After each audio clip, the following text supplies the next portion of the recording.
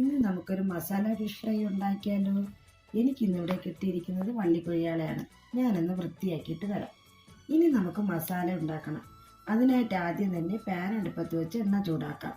അതിലേക്ക് 1 സ്പൂൺ മഞ്ഞൾപ്പൊടിയും 3 സ്പൂൺ കാശ്മീരി മുളക് പൊടിയും ചേർത്ത് ലോ ഫ്ലെയിമിൽ നന്നായി ഒന്ന് ചൂടാക്കി എടുക്കുക.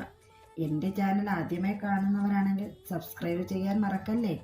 ഇതൊന്ന് ചൂടായി വരുമ്പോഴേക്കും 10-15ഓളം ചെറിയ ഉള്ളിയും 1 കഷ്ണം ഇഞ്ചിയും 10 അല്ലി വെളുത്തുള്ളിയും ഒന്ന് ചതച്ച് വയ്ക്കാം. ഇപ്പോൾ നമ്മുടെ പൊടികൾ നന്നായി ചൂടായി വന്നിട്ടുണ്ട്. ഇനി നമുക്ക് ചതച്ച് വെച്ചിരിക്കുന്ന ഉള്ളിയും ഇഞ്ചിയും വെളുത്തുള്ളിയും കുറച്ച് കറിവേപ്പിലയും കൂടി ചേർത്ത് നന്നായി ഇളക്കുക. ഒരു 5 മിനിറ്റ് അടച്ച് വേവിക്കണം. നിങ്ങളുടെ കയ്യിലുള്ള ഏത് മീനായാലും ഇതുപോലെ ഉണ്ടാക്കാം. ഇനി ഇതിലേക്ക് കുറച്ച് പുളിവെള്ളം ചേർത്ത് കൊടുക്കാം. അതിൻ്റെ കൂടെ 1 ടേബിൾ സ്പൂൺ കുരുമുളക് പൊടിയും ആവശ്യത്തിന് ഉപ്പും ചേർത്ത് കൊടുക്കാം. മസാല നല്ലതുപോലെ തിളച്ച് വരുമ്പോൾ ഓരോ മീൻ കഷ്ണങ്ങളായി നിരത്തി കൊടുക്കാം.